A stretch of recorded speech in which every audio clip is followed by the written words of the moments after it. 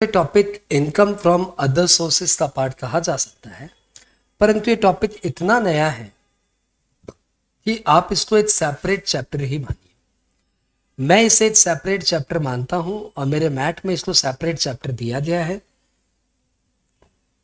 वैसे इस चैप्टर को यदि मैं इनकम फ्रॉम अदर सोर्सेज में कवर करता तब भी चलता, या टीडीएस में कवर करता तब भी चलता, परंतु इंपॉर्टेंट टॉपिक को ज्यादा वेटेज देना चाहिए, इसलिए मैंने इसको एक सेपरेट चैप्टर बनाया। टॉपिक का नाम है tax on virtual digital asset. आपकी भाषा में बात करूं तो टैक्स ऑन क्रिप्टो करेंसी। इन सबको पर टैक्स के क्या प्रोविजन है, तो देखो भैया, पहले एक बार मेरे से आप सुन लो, उसके बाद आराम से इस मैट से पलटते रहना। क्रिप्टो करेंसी क्या होती है, ये डेफिनेशन आप यहाँ पे याद कर लेना। वर्चुअल डिजिटल एसेट मीन्स, ठीक है, ये सिर्फ याद करने लायक ही है, समझने के लिए तो क्रिप्टो करेंसी आपको वर्ड क्लियर ही है। इस क्रिप्टो करेंसी के ट्रांजेक्शन्स पे आपकी इनकम पे 30% टैक्स लगेगा। कितना परसेंट? 30% टैक्स लगेगा। दूसरी बात, इसमें कोई भी एक्सपेंडिचर अलाउ नहीं होगी, कोई एक्सपेंडिचर अलाउ नहीं होगा, यानी कि आप क्रिप्टो करेंसी के परचेज पे जो खर्चा किया बस वो अलाउड होगा, बाद बाकी सन्ड्री एक्सपेंडिचर अलाउ नहीं होगा। तो सपोज आपने करेंसी खरीदी एट द रेट 90 और बेचा एट द रेट 120, तो बस ये 120 माइनस 90, 30 विल बी टैक्सेबल। लेकिन और कोई एक्सपेंडिचर आप सोच रहे हो कि भैया accounts management expenditure, selling expenditure, brokerage, भैया जी कुछ अलाउड नहीं होगा। बात clear? Only purchase price shall be allowed. यदि इसको बेचने में आपको लॉस हुआ तो वो लॉस आपके सेट ऑफ में काम नहीं आएगा, लिटरली वो कुछ काम नहीं आएगा। उस लॉस से आप क्रिप्टो के लॉस को भी क्रिप्टो की इनकम को भी सेट ऑफ नहीं कर सकते। तो सपोज हमने 2 करेंसीज खरीद ली, हाँ, और एक करेंसी में मुझे लॉस हो गया, एक करेंसी में मुझे प्रॉफिट हो गया। नेट सेल में 0/0 है, एक में 50 लाख कमाया, एक में 50 लाख खोया। ये जो 50 लाख खोया उसको तो ध्यान नहीं देंगे, बोलेंगे लॉस तुम भूल जाओ, और जो 50 लाख कमाया उस पर टैक्स लेने आ जाएंगे। क्या रेट से? 30%। 30% tax plus surcharge plus cess, जैसे लगता है वैसे ही लगेगा।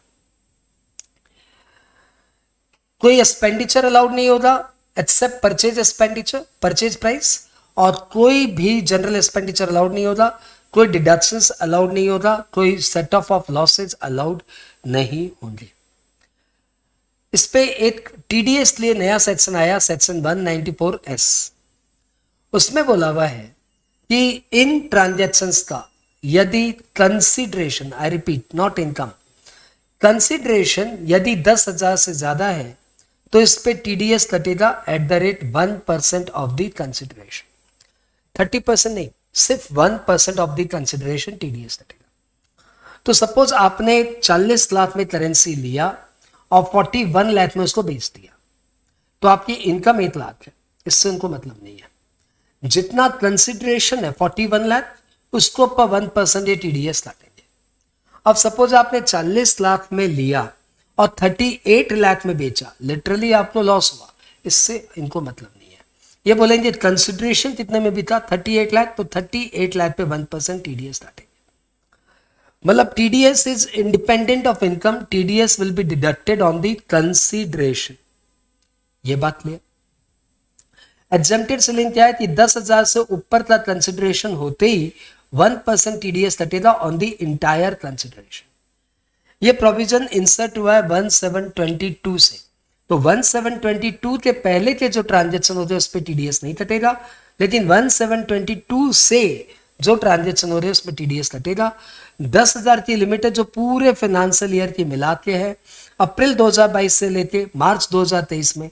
टोटल कंसिडरेशन यदि 10,000 से ऊपर हो गया तो टीडीएस कट जाएगा। बात क्लियर? इंडिविजुअल एचयूएफ जिनका लास्ट ईयर का टर्नओवर 1 करोड़ के अंदर है या प्रोफेशन की ग्रॉस रिसीट 50 लाख के अंदर है, यदि वो किसी को क्रिप्टो के लिए पेमेंट करते हैं तो भैया उनके लिए एग्जेम्प्टेड सेलिंग है 50,000, यानी 50,000 से ऊपर का कंसिडरेशन जाएगा तो टीडीएस लगेगा।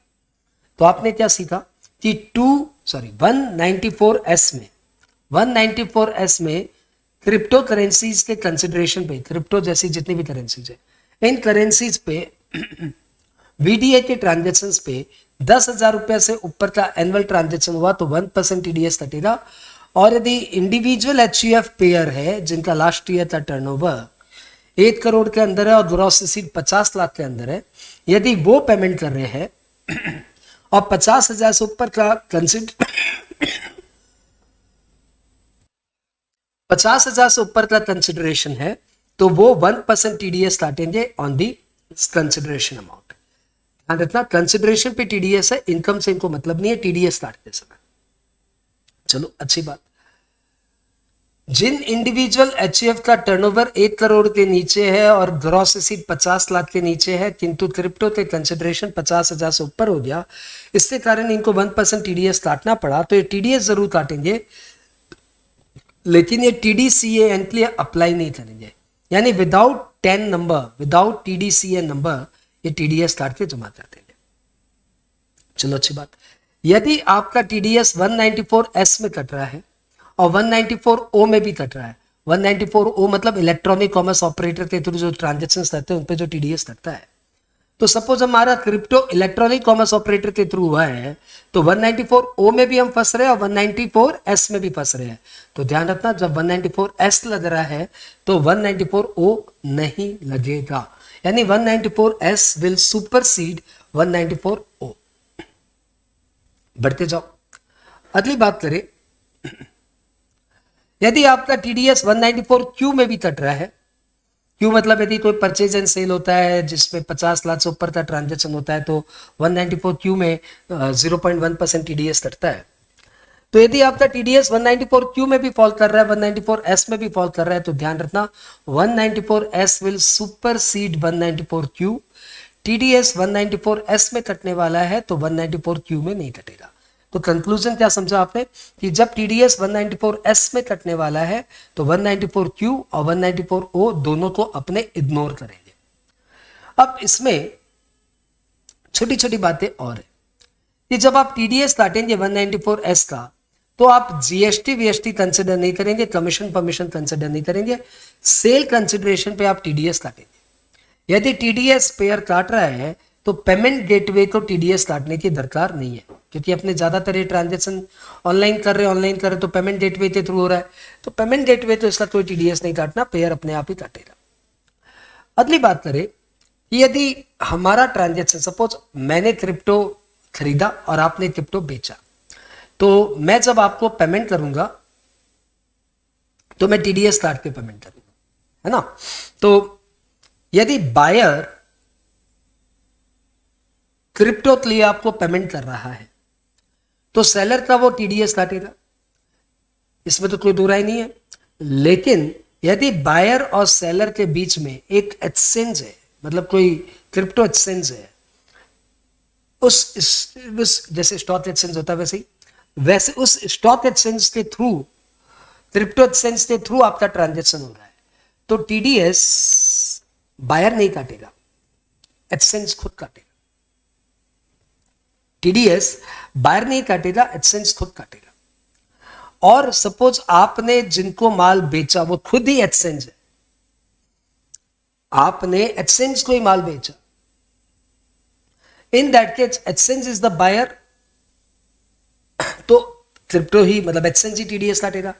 और यदि आपने एक्सचेंज से माल खरीदा है, you are the buyer, exchange is the seller, तो एक्सचेंज तो खुद ही सेलर है, तो वो अपना टीडीएस कैसे काट सकता है? In that case buyer will deduct TDS. नहीं समझे? मैं आपको समझाता हूं, भैया समझाता हूं, वेट करो आप।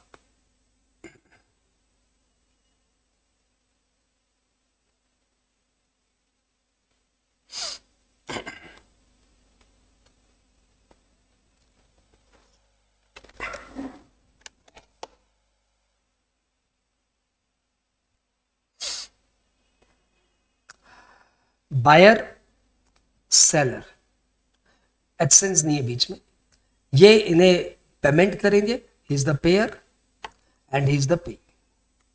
यदि इनके बीच में ट्रांजेक्शन हो रहा है तो ही will deduct TDS, B will deduct TDS at the rate 1%। Buyer seller, और ट्रांजेक्शन हो रहा है वाया एक्सचेंज। हाँ, तो इसमें TDS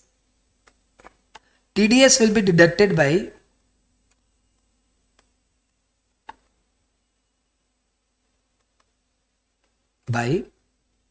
exchange and not buyer, ताकि बायर बचे रहे, ये फालतू टीडीएस के चक्कर में कहां पड़ेंगे। Buyer, seller, and seller itself is exchange, यही एक्सचेंज है, यानी आप एक्सचेंज से ही माल खरीद रहे हो, then TDS will be deducted bye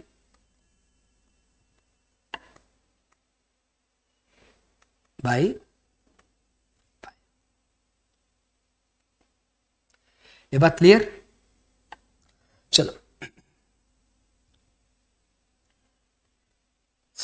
यदि क्रिप्टो के बदले में क्रिप्टो लिया जा रहा है, मतलब हम एक करेंसी बेच रहे हैं, दूसरी करेंसी ले रहे, बायर और सेलर के बीच में क्रिप्टो का ही ट्रांजेक्शन हो रहा है, एक क्रिप्टो करेंसी दे रहे हैं, दूसरी करेंसी ले रहे हैं, एक करेंसी हम लोग दे रहे हैं और एक करेंसी हम लोग खरीद रहे हैं।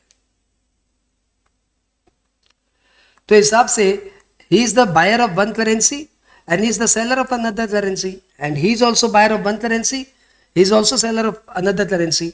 तो यहां पे दोनों बंदे टीडीएस का पैसा जमा करेंगे,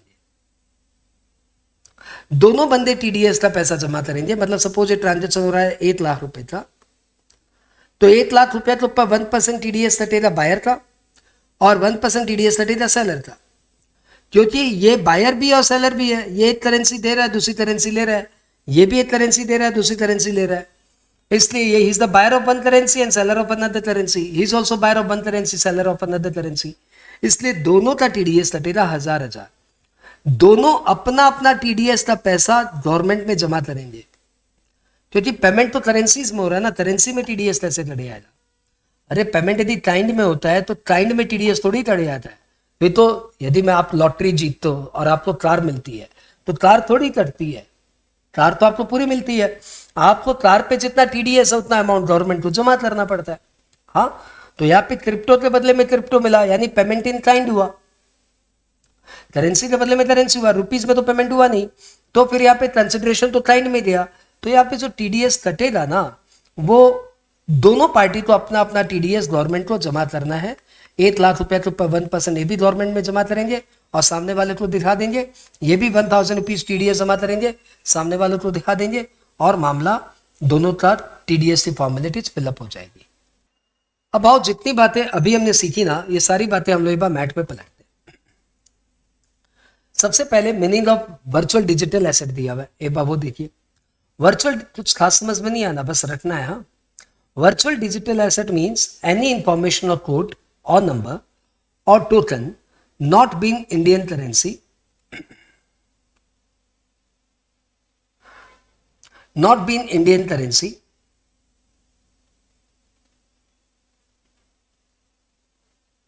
or foreign currency generated through cryptographic means or otherwise and can be transferred, stored or traded electronically.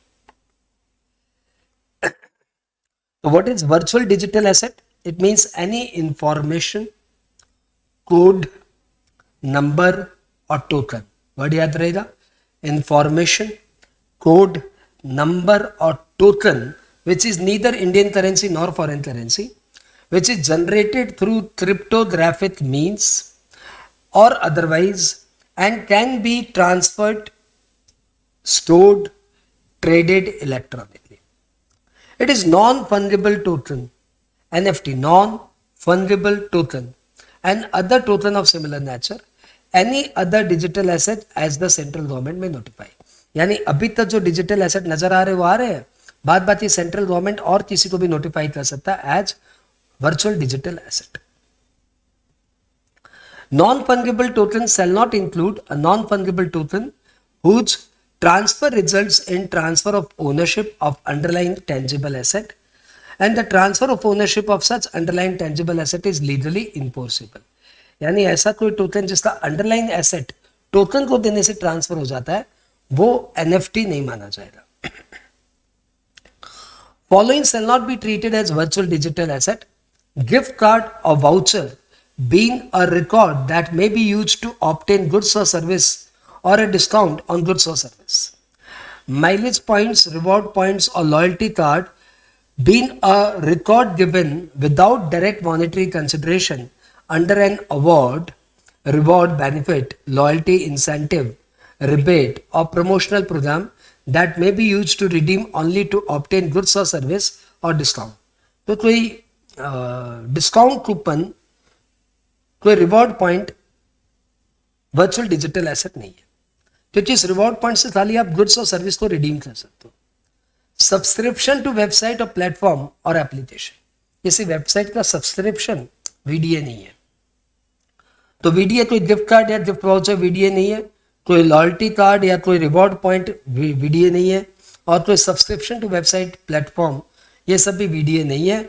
VDA मतलब कोई क्रिप्टोग्राफिक मीन्स से जनरेट किया हुआ कोई टोकन, कोई कोड, कोई नंबर, कोई इंफॉर्मेशन जिससे आप इलेक्ट्रॉनिकली डील कर सकते हो, स्टोर कर सकते हो, ट्रांसफर कर सकते हो। नॉन फंगिबल टोकन या फिर कोई भी सेंट्रल गवर्नमेंट द्वारा नोटिफाइड डिजिटल एसेट। टैक्स लगेगा 30% विथ इफेक्ट फ्रॉम 1422। टीडीएस आया 1722 से, परंतु इस पे टैक्स लगेगा 1422 से।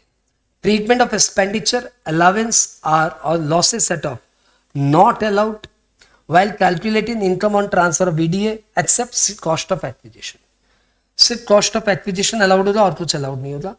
Loss on transfer of VDA not allowed to be set off against any other income, also SSC can not carry forward such losses. अब बात की बातें सारे TDS की है। 194S TDS, nature of payment, consideration for virtual digital asset, pair कोई भी pair, पेई कोई भी रेसिडेंट पेई, कंसिडरेशन 10,000 से ऊपर, एक्सीडिंग 10,000 एंड TDS रेट हो जाए 1% of the consideration, not income. In case pair is individual और HUF जिसका लास्ट ईयर का टर्नओवर या ग्रॉस रिसीट 1 करोड़ या 50 लाख को क्रॉस नहीं किया, will deduct TDS, required to deduct TDS if the consideration is more than 50,000, ठीक है, and is not required to obtain 10। In case virtual digital asset is wholly in kind, तब भी आपको TDS का अमाउंट तो जमा करना पड़ेगा। यदि 194O और 194S दोनों लग रहा है तो 194S सुपरसीड करेगा। TDS is applicable on consideration excluding GST and commission। यदि TDS कट रहा है तो फिर पेमेंट गेटवे को अलग से TDS काटने की दरकार नहीं है। सब बातें बता चुका हूँ। 194Q और 194S दोनों लग रहा है तो 194S लेवी होगा, 194Q नॉट एप्लीकेबल।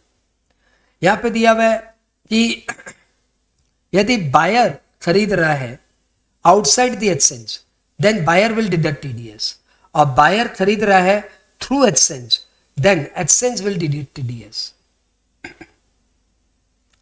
यहां पे दिया हुआ है कि TDS मतलब ये सारी बातें बता चुका हूं। TDS applicable when consideration is only in any other VDA, मतलब VDA के बदले में VDA, एक करेंसी के बदले में दूसरी करेंसी, तो भैया ऐसे में दोनों पार्टी बायर एंड सेलर माना जाएगा करेंसीज का, इसलिए दोनों पार्टी का TDS कटेगा और दोनों पार्टी TDS काटने के लिए भी लायबल है। दोनों ही पार्टी पेयर है, दोनों ही पार्टी पेई है, इसलिए इसमें दोनों पार्टी अपना अपना टैक्स का अमाउंट गवर्नमेंट में जमा करेगा और TDS सर्टिफिकेट एक दूसरे को भेज देगा कि भैया जितना मेरा TDS होता है उतना मैंने जमा कर दिया है, तब जाते TDS की फॉर्मेलिटीज फिलअप हो जाएगी। TDS का पैसा 30 दिन के अंदर आपको गवर्नमेंट को जमा करना है। 1722 से TDS का प्रोविजन आया है।